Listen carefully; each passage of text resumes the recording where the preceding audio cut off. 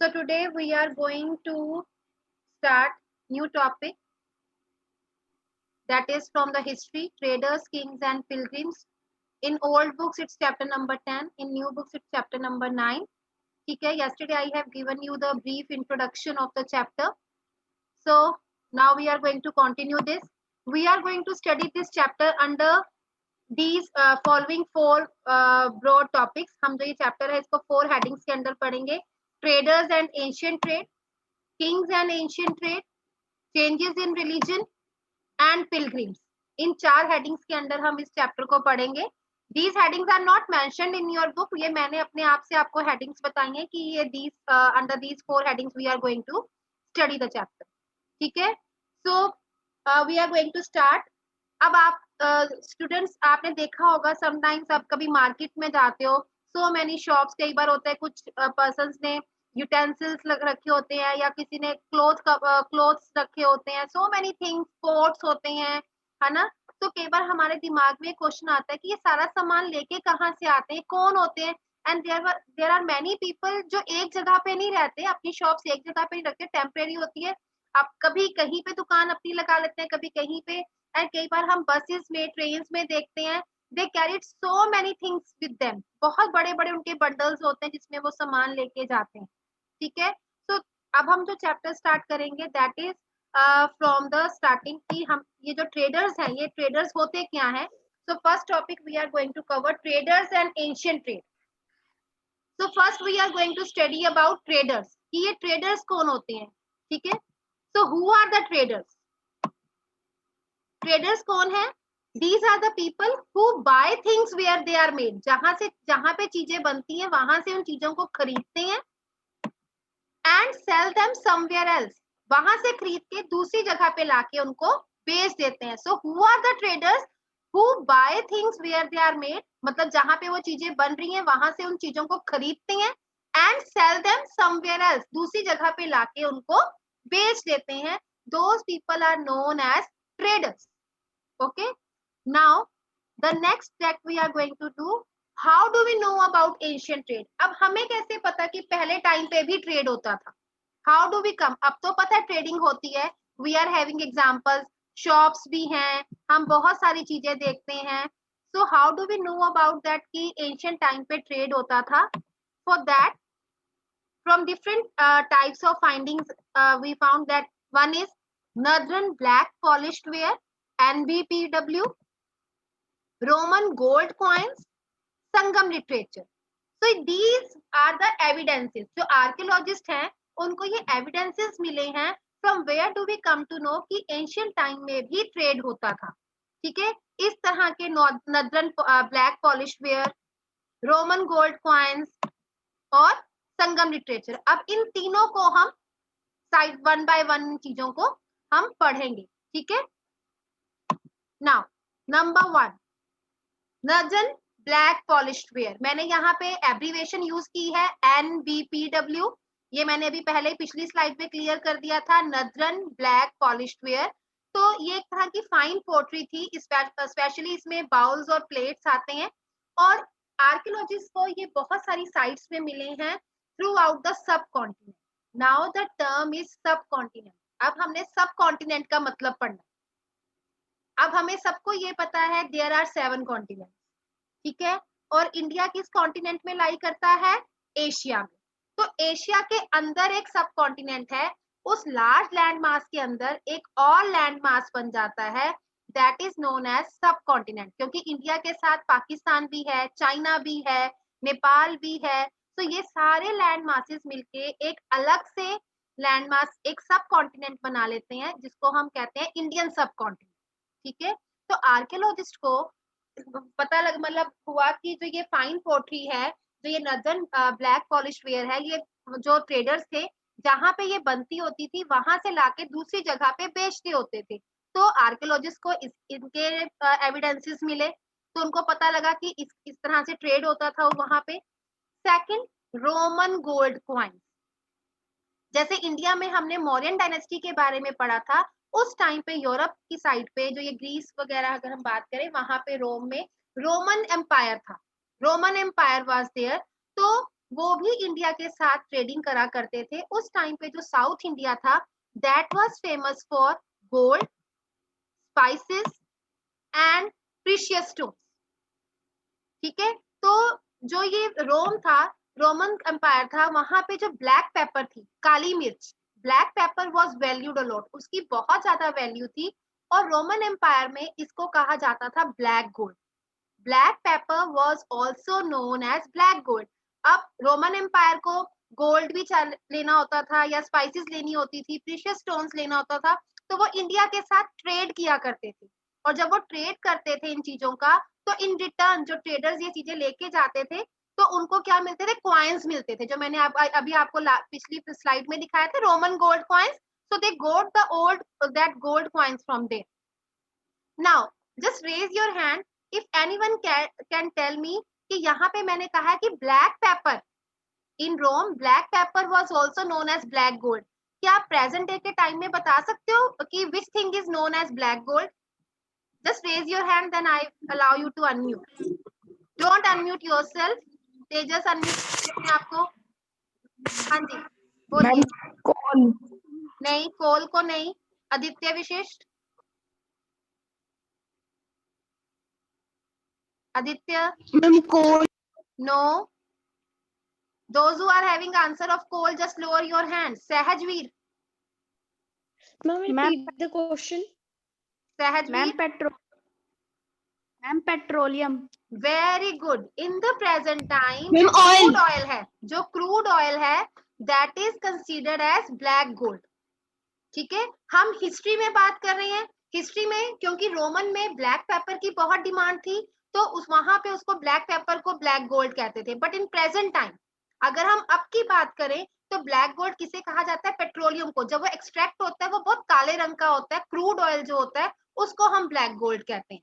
Okay, now अब जो ये ट्रेड होता था, जो ट्रेडर्स थे, दे कैरिड ऑल दीज थिंग्स, चाहे वो गोल्ड है, स्पाइसेस है, प्रीशियस स्टोन्स हैं, रोम तक लेके जाते थे। How they were carrying this? In ships, या तो वो सी रूट से जा रहे थे, और बाय लैंड इन कैरवान्स, अपने एनिमल्स के साथ उनके बैक पे लोड करके वो सामान सारा लेके जा रहे थे। So in this way they were doing trade with the other countries. और in return what these traders were getting? These traders were getting gold coins. ठीक है, तो many roman gold coins were have been found in south india। कि जब archaeologist ने वहां पे excavations की, वहां पे साइट्स को डिग किया, तो वहां पे उनको किसी एरिया में उनको नर्दर्न ब्लैक पॉलिश वेयर मिले, सेकंड उनको एविडेंसेस मिले रोमन गोल्ड कॉइन की। जो रोमन एम्पायर के साथ हम ट्रेड करते थे, तो in return traders were getting the gold coin. अब जो थर्ड चीज है that is Sangam literature. Sangam literature, अब बेटा इसके बारे में आपके इस चैप्टर में कुछ भी मेंशन नहीं है। Those who are having the old books, you can open your page number 89। Page number 89 है, वहां पे आपको थोड़ा सा ब्रीफ बताया गया है कि ये संगम लिटरेचर थी क्या। So these were the some of the earliest work in Tamil. Sangam literature Tamil में लिखी गई है। Why the name Sangam? Sangam क्यों कहा गया है? because they were probably composed and compiled in assemblies। assemblies को कहा जाता है जहां पे बहुत सारे लोग इकट्ठा हो जाते हैं, तो उनको संगम कहा गया। पोएट्स की असेंबली हुई वहां पे। अब you can see this is the place Madurai. If the place is visible to you, ये जो मदुरई है, इस प्लेस पे यहाँ पे पोएट्स की असेंबली हुई, उन्होंने तमिल में पोएम्स लिखी, कंपोज की, उसको कहा जाता है संगम लिटरेचर। तो उस संगम लिटरेचर से भी हमें ट्रेड के बारे में पता लगता है। So from where did we get the evidences of Asian trade? One is from the northern black polished ware, other is second one is Roman gold coin, third one Sangam literature. Sangam literature Tamil का work है। यहाँ पे poets की assembly हुई थी मदुरई में, जहां पे इन्होंने पोएम्स कंपोज की थी। ठीक है, इसी में से एक पोएम आपकी बुक में भी है related to trade. You can see on page number 100. Page number 100, there is a poem. Okay. Jayaditya, will you read out the poem from page number 100? A poem about trade.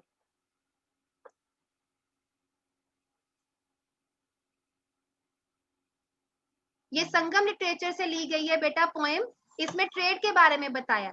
Yes बेटा जय, did you get that yellow box? Page number 100, a poem about trade. A poem about Bhakta. Okay, हम बकता है इधर। no beta, it's not there. Shipra, if you can read. Shipra, if you can read the poem. 100 page. Page number 100. Yes, ma'am. Yes, ma'am. हाँ जी बेटा, please read the poem.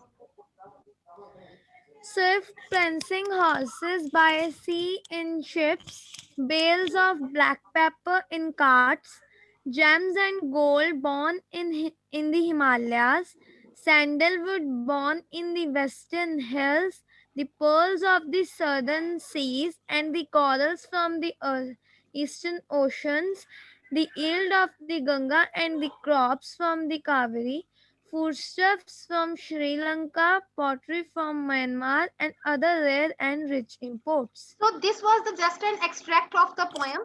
Sangam poem literature में से ली गई है, जहां पे आपको trade के बारे में, मतलब so many things were exported and imported. जैसे ही वहां पे हॉर्सेस हैं, ब्लैक पेपर है, James, gold, sandalwood, pearls, corals, crops, food stuff from Sri Lanka. It's not confined to India, but to Sri Lanka also, Myanmar also, वहां से भी import करते थे।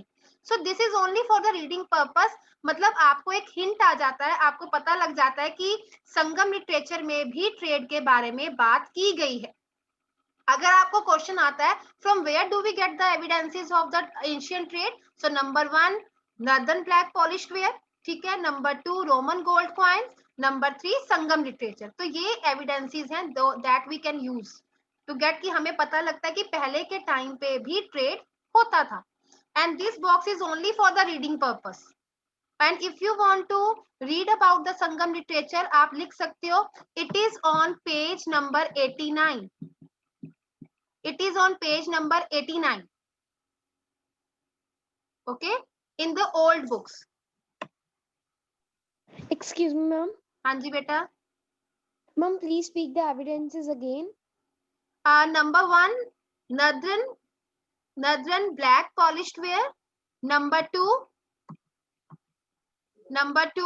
Roman gold coins, number 3 संगम literature.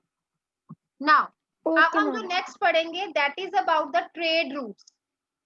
अब इतना trade हो रहा था, तो अब जो ट्रेडर्स थे they also explored several trade routes. कैसे ट्रेड करना है ना, either they use the land ways और they use the sea routes. तो उनके लिए some of they followed the coast. उन्होंने कहा कि हम कोस्ट, सी कोस्ट के साथ साथ ट्रेड करेंगे। अगर आपने पढ़ा होगा, जो इंडिया की कोस्ट लाइन है वो गुजरात से लेके वेस्ट बंगाल तक है ना, कितनी बड़ी कोस्ट लाइन है, तो हमने उस कोस्ट लाइन के साथ साथ ट्रेड करना है। Number 2 other routes crossing the Arabian sea और बे ऑफ बंगाल। आपको पता है our country surrounded by 3 water bodies, Arabian sea, bay of Bengal and Indian ocean. तो उनको था कि हम यहाँ से भी ट्रेड कर सकते हैं। Sellers took the advantage of monsoon wind. ये मैं अभी आपको समझाती हूँ, मॉनसून विंड का एडवांटेज उन्होंने कैसे लिया फॉर डूइंग ट्रेड। ओके, इसके लिए हम एग्जांपल लेते हैं। If the traders wanted to do trade, अगर वो ईस्ट अफ्रीका या अरेबिया से ट्रेडर्स जो है वो ट्रेड करना चाहते हैं और वो हमारे इंडियन वेस्टर्न कोस्ट पे आना चाहते हैं, how these monsoon winds help them. Just at that time these type of ships were use, जो आप इंग्लिश में पढ़ते हो, वाइफ और याच पढ़ते हो ना, इस तरह का है ना, शिप्स के बारे में पढ़ा होगा जहां पे ये विंड की डायरेक्शन में सेल करती हैं, ठीक है। तो उस टाइम पे कोई ऐसे मोटर बोट्स तो होती नहीं थी जो इजिली वहां पे सेल कर लें, so they use these type of boats. अब now see, if you can see, this is a world map. तो यहाँ पे देखिए जो हमारा इंडिया का है, इफ यू कैन सी, ये जो इंडिया की कोस्ट लाइन है, ठीक है, ये सारा कोस्ट के साथ साथ वाले यहाँ पे एरिया में जो ट्रेडर्स थे, they wanted to trade, then they also trade because this is Arabian Sea, this is Bay of Bengal। तो जिस टाइम पे हमारे यहाँ मॉनसून आता है, उस टाइम पे हमारा नॉर्थ वेस्ट डायरेक्शन से विंड्स चलती हैं। तो अरेबियन सी से होते हुए तो जो जिन्होंने ट्रेड करना होता था from Africa and from Arabia, they followed that direction. वो इस डायरेक्शन में ब्लो करती थी विंड्स, तो they just reach at the western coast, वो हमारे यहाँ वेस्टर्न कोस्ट पे पहुंच जाते थे and they could do the trading. 2-3 महीने आराम से रहते थे, उसके बाद उनको पता था कि ये अब मॉनसून विंड्स रिवर्स भी होंगी, बैक भी जाएंगी, तो वो कहाँ जाएंगी, नॉर्थ ईस्ट से। तो यहाँ से जब ये नॉर्थ ईस्ट से ये वेस्ट जाएंगी तो अपनी वो शिप्स को, अपनी बोट्स को वो समुद्र में उतार देते थे, सी में उतार देते थे और वो अपने एरिया में वापस यहाँ पे पहुंच जाते थे। And these monsoon winds are also known as trade winds because these winds help the traders in their trading work. That's why monsoon winds को trade wind भी कहा जाता है। ठीक है, still here if anyone is having any doubt you can raise your hand. Okay? Now our second topic is kingdoms and ancient trade. जिस time पे हम मौर्यन की बात करते हैं, मौर्यन एम्पायर की बात करते हैं, उसके बाद मौर्यन एम्पायर डिक्लाइन भी हुआ क्योंकि जो मौर्यन एम्पायर था वो काफी स्प्रेड हो रखा था, है ना। तो मौर्यन एम्पायर अगर हम बात करें तो इस तरफ भी था, नॉर्थ वेस्ट की तरफ भी था, नॉर्दर्न की साइड भी था, साउथ की साइड पे भी था, क्योंकि हमने तक्षशिला के बारे में, उज्जैन के बारे में, इन सब के बारे में पढ़ा था। उसी टाइम पे साउथ में कुछ छोटे छोटे किंगडम्स भी फ्लरिश किए, छोटे छोटे किंगडम्स यहाँ साउथ वाली साइड पे, यहाँ पे कुछ किंगडम्स फ्लरिश किए। तो उन्होंने क्या किया, उन किंगडम्स ने कैसे उस ट्रेड को फॉलो किया, किस तरह से वो ट्रेड के ऊपर कंट्रोल किया, that we are going to study. आप देखो ये इंडिया की कोस्ट लाइन है, this is the coast line, Gujarat से स्टार्ट होके यहाँ हमारे वेस्ट बंगाल तक जाती है, जो हमारी बहुत बड़ी कोस्ट लाइन है। इफ यू कैन सी, अगर आपने यू कैन सी यहाँ पे रिवर्स भी हैं, साउथ वाली साइड पे नर्मदा, ताप्ती, गोदावरी, कृष्णा, कावेरी रिवर्स भी हैं। यहाँ पे आपके कुछ हिली एरियाज, माउंटेन एरियाज भी आ जाते हैं। सेंटर में आपका जो डेक्कन प्लेट्यू रीजन भी आ जाता है। इधर आपके वेस्टर्न घाट्स हैं, इस तरफ आपके ईस्टर्न घाट्स हैं। सो जो ये छोटे छोटे किंगडम्स थे, they try to control all these areas. और जो मोस्टली जो ये किंगडम्स थे, they flourish near the river valleys. आपको पता है रिवर वैलीज पे क्यों? क्योंकि वहां पे ट्रांसपोर्टेशन करना, एग्रीकल्चर करना बहुत आसान हो जाता था। So that's why they wanted to control that area. अब हम जो नेक्स्ट पढ़ेंगे that is about the kingdoms and the trade route, ancient trade के बारे में पढ़ेंगे। ठीक है, किंगडम्स एंड एंशिएंट ट्रेड। आपके बुक में हेडिंग है new kingdoms along the coast. In your books, the heading is New Kingdoms Along the Coast.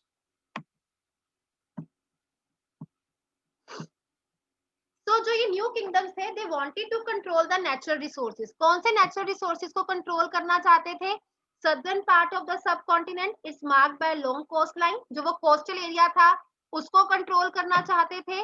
There are also hills, plateau, river valleys. इनको कंट्रोल करना चाहते थे। The river valley of the Kaveri river is most fertile. So, जो ये इस time पे जो southern areas में जो रूलर्स थे, जो किंगडम्स थे, they wanted to control the natural resources.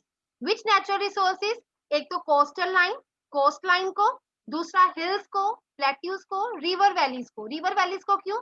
क्योंकि रिवर वैलीज बहुत ज्यादा अच्छी होती हैं for doing cultivation work, for transportation of goods, that's why. और उस टाइम पे क्योंकि साउथ में बहुत सारी रिवर्स हैं, नर्मदा है, गोदावरी है, उन सब में से जो कावेरी रिवर थी that is the most fertile river valley.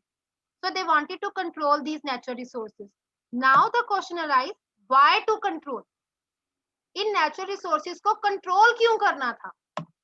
Because chiefs and kings who control the river valleys and the coast became powerful and rich. जो किंग्स, जो चीफ इन कोस्ट लाइंस को, रिवर वैलीज को कंट्रोल करेंगे, वो बहुत powerful और rich हो जाएंगे, क्योंकि ट्रेडिंग पर्पस के लिए अच्छा है, क्रॉप कल्टीवेशन के लिए अच्छा है। अगर कोई दूसरे भी ट्रेडर्स आएंगे तो उनके साथ भी वो ट्रेड कर सकते हैं। That's why they control these natural resources. अब हम इसमें एक टर्म पढ़ेंगे, आप अपनी बुक में अगर रीड करोगे, देयर इज वन टर्म, मूवेंद्र। ये किसी का नाम नहीं है बेटा, this is not a name, this is a term. ठीक है, संगम पॉइंट्स में इसका मेंशन हुआ है मूवेंद्र। मूवेंद्र एक तमिल वर्ड है, it's a Tamil word that is used for 3 chiefs, 3 heads के लिए यूज हुआ है। उस टाइम पे साउथ में 3 फेमस किंगडम हुए हैं। कौन से किंगडम्स? चोलास, चेरास एंड पांड्यास। जैसे हमारे यहाँ मौर्यन एम्पायर हुआ था नॉर्थ वाली साइड पे, तो साउथ में ये 3 वर द 3 मेजर किंगडम्स उस टाइम पे ये किंगडम्स फ्लरिश हुए हैं, चोलास, चेरास और पांड्यास। इनके चीफ्स को, तीनों के चीफ्स को मिला के टर्म बनाई गई, that is known as Muvendar. Muvendar Tamil word है which means three chiefs. Three chiefs किसके, कौन सी डायनेस्टीज के, Chola dynasty, Cheras dynasty and Pandya dynasty. ठीक है, अब इन तीनों डायनेस्टीज के दो दो सेंटर थे जहां पे वो अपनी पावर को कंट्रोल करते थे। तो हर एक के टू, चोलास के टू, चेरास के टू, पांड्यास के टू, तो टोटल कितने पावर सेंटर हो गए, 6। How many power centres, 6 power centres. अब ये सेंटर्स कहाँ थे, one is in the inland side, inland मतलब जहां पे लैंड वाला एरिया है। Other is in the coastal side, जहां पे वो पोर्ट टाउन, जहां पे वो शिप्स वगैरह से वो ट्रेडिंग कर सके। तो इन्होंने अपने जो दो सेंटर बनाए, एक तो लैंड एरिया में बनाया इनलैंड, दूसरा कोस्टल में मतलब पोर्ट टाउन बनाया। दीज टू सेंटर्स, तीनों ने, चोलास, चेरास एंड पांड्यास, टोटल हो गए 6। But from these 6 important cities, 2 were very important, 2 बहुत ज्यादा इंपॉर्टेंट रही हैं। फर्स्ट इज पुहार और कावेरीपट्टनम। कावेरीपट्टनम रिवर कावेरी से है, this was the port of Cholas. Second Madurai, Madurai का अभी मैंने यूज किया था, can anybody tell me ma'am ने मदुरई वर्ड कहाँ पे यूज किया था अभी, Mridul can you tell me, ma'am ने अभी मदुरई यूज किया था वर्ड। मैम आपने मैम उधर मैम संगम लिटरेचर में आपने मैप दिखाया था तमिलनाडु का, मैम उसमें आपने यूज किया था मदुरई जहाँ पे वर्ड। पोएट्स की मीटिंग हुई थी, असेंबली हुई थी, वेरी गुड, जहाँ पे संगम लिटरेचर कंपोज हुआ था। सो जो मदुरई था that was the capital of Pandya. So out of these 6 important cities, Puhar और Kaveripattinam and Madurai, these were important ones. अब आपको पता लगा 6 इंपॉर्टेंट सिटीज कैसे हुई, 2 चोलास की भी 1 इनलैंड 1 कोस्ट साइड पे, चेरास की भी 1 इनलैंड 1 कोस्ट साइड पे, पांड्यास की भी 1 इनलैंड 1 कोस्ट साइड पे। तो दोनों की तीनों की दो हो गई, तो 3 2 6। Out of these 6 important cities, these 2 were very much important. Okay, Muvendra. अब हम पढ़ेंगे कि जो ये मूवेंद्र थे, जो ये चीफ थे, Cholas chief, Cheras chief, Pandyas chief, ये कैसे कंट्रोल करते थे, इनकी एडमिनिस्ट्रेशन कैसे चलती थी, हाउ डिड मूवेंद्रास कंट्रोल, कैसे कंट्रोल करके रखा हुआ था उस एरिया के ऊपर। So they did not collect regular taxes. हमने रेगुलर टैक्सेस के बारे में पढ़ा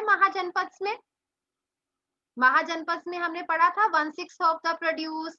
फिर हंटर्स एंड गैदर्स से भी लेते थे टैक्सेस, उस टाइम पे फिक्स्ड किए हुए थे। फिर हमने मॉडर्न एम्पायर में भी टैक्सेस के बारे में पढ़ा।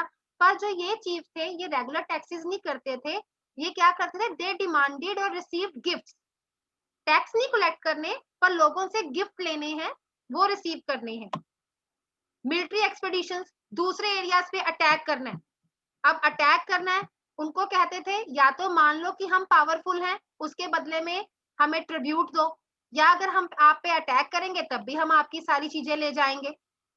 होती है ना कई बार ब्रदर सिस्टर की लड़ाई हो जाती है, लड़ाई करके जो आपकी चीजें होती है वो भी उठा के ले जाता है, या तो वो प्यार से मांगता है मेरे को अपना पेन दे दो या मेरे को ज्योमेट्री बॉक्स दे दो, अगर आप प्यार से दे देते हो ठीक है, अदरवाइज अगर लड़ाई होती तो वो छीन के ही ले जाता है।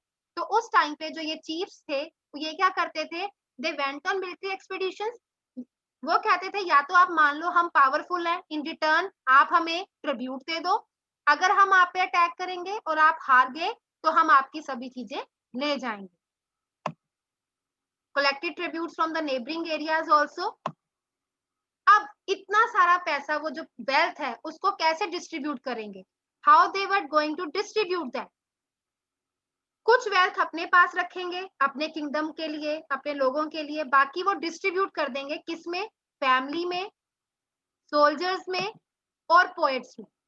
कुछ फैमिली मेंबर्स को दे देंगे वेल्थ, कुछ सोल्जर्स को सैलरी के रूप में दे देंगे। अब पोएट्स को पैसे क्यों देंगे, why the kings, why the chiefs were going to pay to the poets, because जो पोएट्स हैं they were going to write for their victories, they were going to write about their courts, और जो poets जो poems में लिखेंगे वो सब कुछ उनको ग्लोरीफाई करने के लिए लिखेंगे, जैसे उनका गुणगान गाएंगे ना कि ये किंग बहुत महान था, उसने ये काम किया, तो एक तरह से उनकी बटरिंग करने के लिए उनके ऊपर पोएम्स लिखेंगे। तो किंग्स जो थे वो खुश होके उनको पैसे दे दिया करते थे, कई बार उनको प्रीशियस स्टोन्स दे दिए, कई बार गोल्ड दे दिया, हॉर्सेस दे दिए, एलिफेंट्स दे दिए, ठीक है।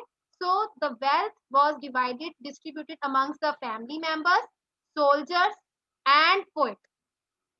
सो इन दिस वे जो मूवेंदर थे, दे controlled. So still here, if anyone is having any doubt.